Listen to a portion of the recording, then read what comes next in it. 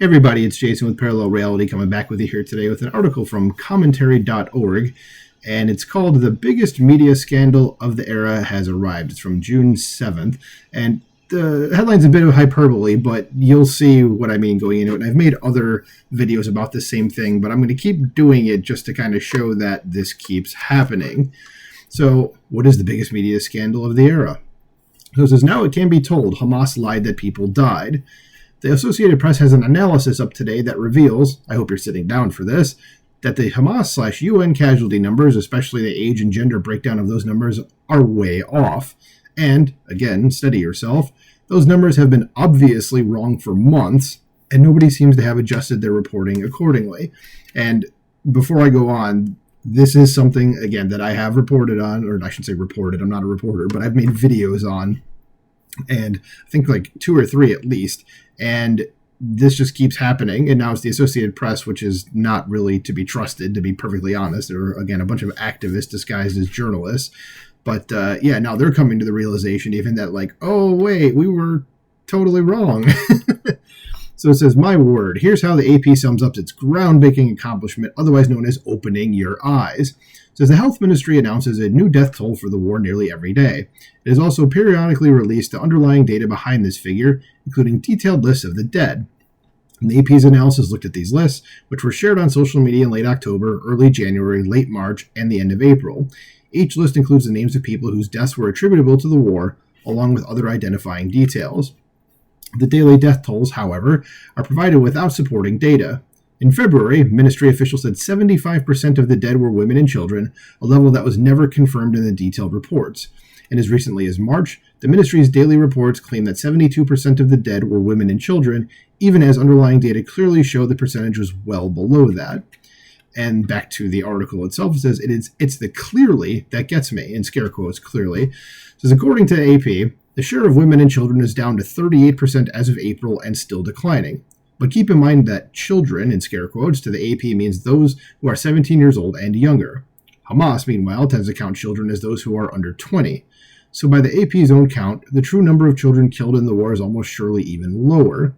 Additionally, Hamas doesn't distinguish between combatants and non-combatants, which means a fair number of upper teenagers being counted as children here are actually combatants.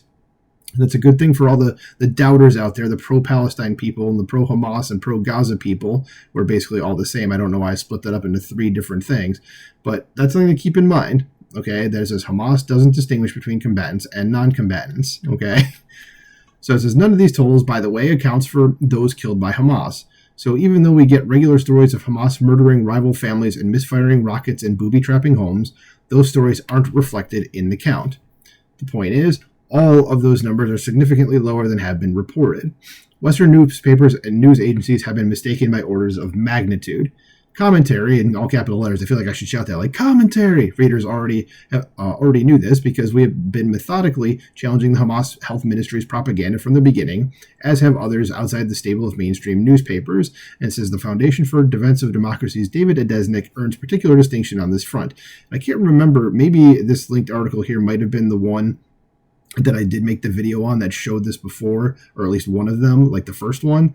But still, I would recommend clicking on the link right here. Come on, Lula, there we go. So click on that link and go read that. It says the AP also wants its readers to know that getting accurate figures is important. Who knew? The true toll in Gaza could have serious repercussions, we're told. 2 international courts in The Hague are examining accusations that Israel has committed war crimes and genocide against Palestinians, allegations it adamantly denies, which, as anybody with half a brain knows, is not happening and never was. And of course, the author says, no kidding, and anyone with half a brain knew that already. It says, now, as for the total number of casualties, the AP isn't really challenging that. But it's clear even from the way the AP phrases it that the reported number should be far lower, probably by a third, than news outlets have been saying. The ministry said publicly on April 30th that 34,622 had died in the war. The AP analysis was based on the 22,961 individuals fully identified at the time. That's 12,000 who really shouldn't be counted. That's not to say they don't exist, just that nobody knows whether they exist, and therefore they should not be counted among the identified casualties, especially because Hamas has taken to commonly relying on media reports of deaths instead of actual bodies. This is a major media scandal, but I don't have much faith that it'll be treated as such.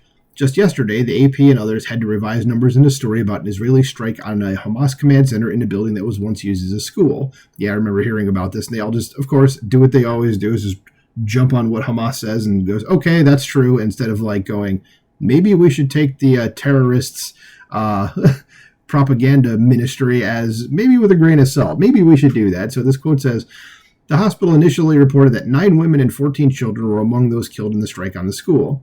The hospital morgue later amended those records to show that the dead included 3 women, 9 children, and 21 men. It was not immediately clear what caused the discrepancy. An Associated Press reporter had counted the bodies but was unable to look beneath the shrouds. There's a problem. It says Hamas showed reporters shrouds and told them what was in them, and the reporters dutifully repeated what they were told. Yeah, it's just blindly trusting, going, them saying, like, they could have just said they were all children, and the reporters would have just been like, okay. Says that's the process for a story like this. And it turned out while Hamas wouldn't name who was in the shrouds, Israel has now done so. You will not be surprised to learn that at least a quarter of them were identifiable terrorists, and you can click on that here. In a normal media ecosystem, there would be extensive internal reviews at the New York Times, Washington Post, BBC, and others, concluding with a clear plan for reforming the news-gathering process at these places and holding accountable those responsible for setting the world aflame with obvious lies. I won't hold my breath, me neither. But the AP report, while late, is the first sign of a waking conscience among the press. May there be others.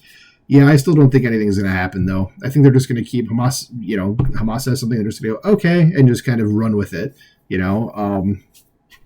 Like I said, I don't think anything's going to change, unfortunately, even though it's like you got it at this point. It's like you've been lied to enough to know that these people do not tell you the truth. And your response isn't at this point even to still question what they say, even though you know they're in all likelihood lying to you. Okay, that's a problem. But anyway, let me know what you think about this in the comments below. Like, share, subscribe, and I will talk to you soon. Bye.